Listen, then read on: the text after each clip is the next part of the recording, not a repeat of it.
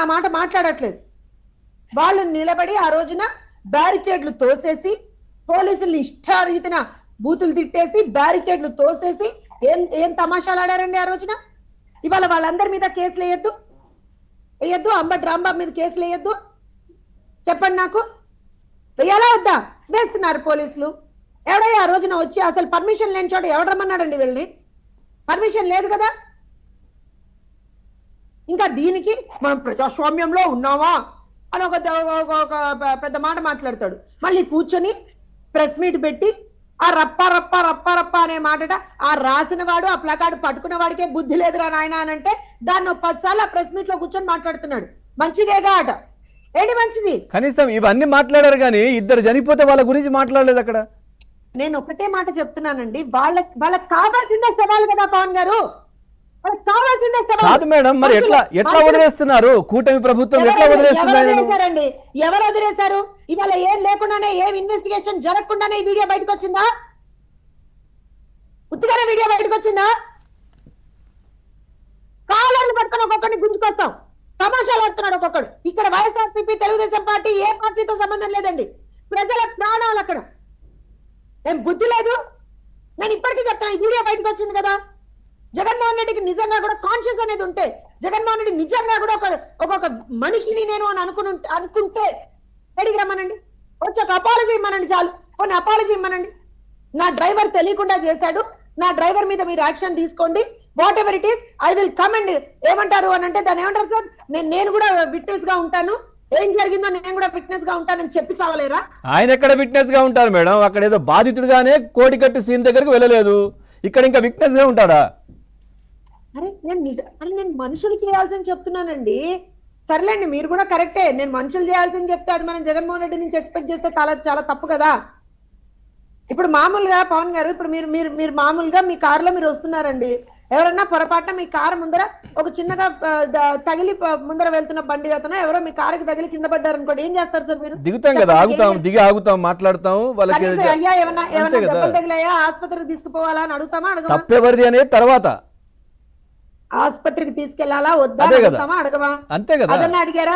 ఇక్కడ ఇంకో విషయం అండి, నేను కంపారిజన్ చేయట్లేదు కానీ సరే మనందరికీ గుర్తుంటే ఎన్నికలకు ముందర వీళ్ళు ఈ దుర్మార్గులు జీవో నెంబర్ 1 నోటు తీసుకొచ్చారు. దానికన్నా ముందర ఒక ఘటన జరిగిందండి.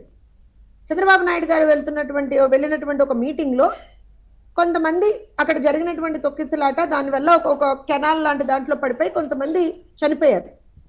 సార్ ఇమ్మీడియట్ గా చంద్రబాబు నాయుడు గారు జరుగుతున్నటువంటి మీటింగ్ ని ఆపేసి ఇమ్మీడియట్ గా అక్కడికి వెళ్ళారా వెళ్ళలేదా? అవును. వాళ్ళని పరామర్శించలేదా? ఎందుకంటే అది పార్టీ ప్రోగ్రామ్ కదా.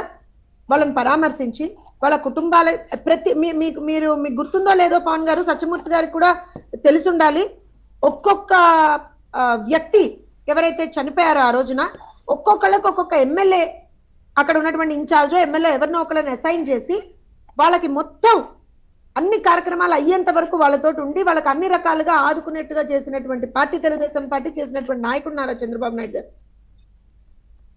ఈ వ్యక్తి ఏం చేశాడండి ఇవాళ?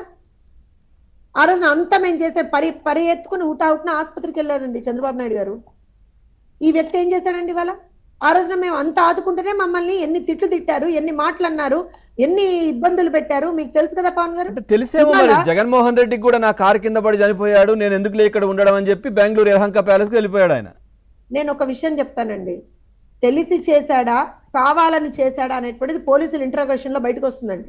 ఏం జగన్మోహన్ రెడ్డినే వదిలేయం, ఏం జగన్మోహన్ రెడ్డి ఏమన్నా ఏమంటారంటే ఎక్స్ సీఎం అయితే ఏంటి, ఎమ్మెల్యే అయితే ఏంటి, ఏదైతే ఏంటండి, వి నెవర్ నో. దీని వెనక నిజంగా కారణం ఏమంటారు అని అంటే, నా కోసం ఇంతమంది వచ్చారు అని చూపించుకోవడానికి ఇదంతా చేశాడేమో, కావాలని ఒక వ్యక్తి ప్రాణాలు తీశాడేమో, కావాలని ఇంకో వ్యక్తి ప్రాణాలు తీశాడేమో. ఆ పిచ్చి తెలుసు కదండి మీకు, వాళ్ళకి అటెన్షన్ సీకింగ్ డిజార్డర్ ఎట్లుంటుందో తెలుసు కదా మీకు, ఆ శవాల మీద ఆ అబ్సెషన్ ఎట్లుంటుందో తెలుసు కదా మీకు. అవును. కానీ నా బాధల్లో ఏంటంటే, శవాల మీద అంత అబ్సెషన్ ఉన్నటువంటి జగన్మోహన్ రెడ్డి కనీసం ఆ ఇద్దరు వ్యక్తులు చనిపోతే ఎందుకయ్యా కనీసం వెళ్ళి పరామర్శించాల, నువ్వు మాట్లాడాలి కదా కనీసం. ఏం మాట్లాడతారు, ఏం చెప్తాడు అప్పుడు? సరే ఒప్పుకోవడం ఏంటి సార్, అక్కడ ప్రాణం పోయిందండి. అవన్నీ కావు కదా, మనం మనుషులం కదా. నిజమే, కానీ అట్లా లేయట్లేదు కదా ఇప్పుడు. నాకు నిజంగా ఆ వీడియో చూస్తుంటే నాకు ఇట్లా అసలు ఐ వాజ్ షివరింగ్ అండి. నిజమే, అక్కడ షివరింగ్ వచ్చేస్తుంది నాకు ఆ వీడియో చూస్తుంటే. నిజంగా మనం చూపించలేకపోతున్నాం కానీ స్క్రీన్ పైన అలా చచ్చిపోతుంటే దుర్మార్గులు, దుష్టులు, నికృష్టులు అక్కడే నిలబడ్డారు. మిగతా వాళ్ళు డాన్స్ చేస్తున్నారు మేడం బ్యానెట్ పైన. ఆ కార్ ఇలా వెనక్కన్నా అనలేకపోయారు, అంతమంది అడిచొచ్చారు అక్కడ. ఇలా తోసుకుంటూ వచ్చేస్తాం. What you call sir, it was literally dragging. ఇటు జగన్మోహన్ రెడ్డి ముందుకు అంటున్నారు కదా, ముందుకెళ్ళండి అని, ఆయన ముందుకెళ్ళిపోతున్నాడు. ఏంటంటే ముందరికెళ్ళేది తలకు మాసిన వెధవులందరూ అక్కడ ఉండి. ఒక వ్యక్తి ప్రాణాలు పోతున్నాయి సార్. జగన్మోహన్ రెడ్డి కంటే ఆ పైన నుంచున్నాడు, నాకు కనపడలేదు అంటాడు. ఎందుకంటే ఆ కళ్ళు ఎప్పుడు కూడా నెత్తి మీదే ఉంటాయి కదా. నాకు కనపడలేదు అంటాడు. చెవులైతే వినబడతాయి కదా మేడం, చెవులైతే వినబడుతున్నాయి కదా సార్. వాళ్ళు వినబడే చెవులు, కనపడే కళ్ళు ఉంటే రాష్ట్ర పరిస్థితి గత 5 సంవత్సరాల్లో ఇలా ఉండేదా? ఈ సంవత్సర కాలంలో ఈ రకంగా ప్రజల్ని ఇబ్బందులు పెట్టేవాళ్ళ వాళ్ళు. నేను ఒకటే చెప్తున్నానండి, ఒక చిన్న మాట చెప్తున్నాను. నువ్వు వెళ్ళిన కార్యక్రమం ఏంటి, దానికి నువ్వు చేసినటువంటి ఈ హంగామా ఏంటి, అక్కడ 2 చనిపోతే కనీసం దాని మీద ఒక రియాక్షన్ కూడా ఇవ్వకపోవడం ఏంటి అంటే, నాకెక్కడో దీంట్లో I suspect something sir. Honestly Satyamurthy గారు, నాకు ఎందుకో ఇక్కడ ఏదో ఒక కుట్ర కనపడుతోంది. అంటే నా కోసం ఇంతమంది వచ్చారు, ఇన్ని వేల మంది వచ్చారు అని చెప్పి పోర్ట్రే చేసుకునేటువంటి ఒక ప్రయత్నం, అందులో పోలీసుల్ని బ్లేమ్ చేసేటువంటి ఒక ప్రయత్నం, ప్రభుత్వాన్ని బ్లేమ్ చేసేటువంటి ఒక ప్రయత్నం. ఎందుకనంటే మీకు గుర్తుంటే అక్కడ హెలికాప్టర్ ఘటన కూడా అలానే చేశాడు కదా ఆ రోజున. అవును, హెలికాప్టర్ దగ్గర కూడా అదే చేశాడు కదా. వన్ వే మాట్లాడుకొని వెళ్ళిపోయారు.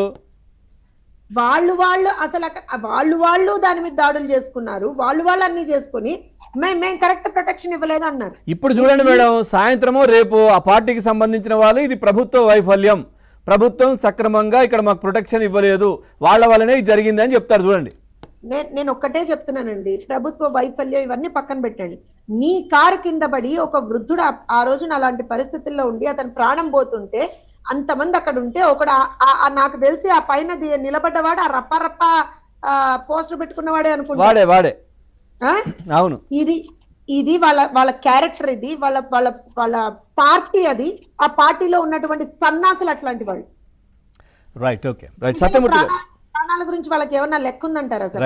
రైట్. సత్యమూర్తి గారు, ఒక సంవత్సరం క్రితం బెట్టింగ్ వేసి చనిపోయిన వ్యక్తికి అక్కడ విగ్రహం పెట్టడానికి వెళ్తా ఉన్నారు. ఆయన ముఖ్యమంత్రిగా, ఆపద్ధర్మ ముఖ్యమంత్రిగా ఉన్న సమయంలోనే చనిపోయాడు. ఆయన కోసం వెళ్తూ 2 ప్రాణాలు తీయాలా? 2 ప్రాణాలు కాదు పవన్ గారు సార్, ఒక ప్రాణమేమో ఇప్పుడు మనం చూసాం, వీడియో రిలీజ్ అయింది. ఇంకొక ప్రాణమేమో అప్పుడు తొక్కిసలాటలో ఆ ఊపిరి అందక చనిపోయింది. వీళ్ళు కాకుండా 4కి జగన్ కారు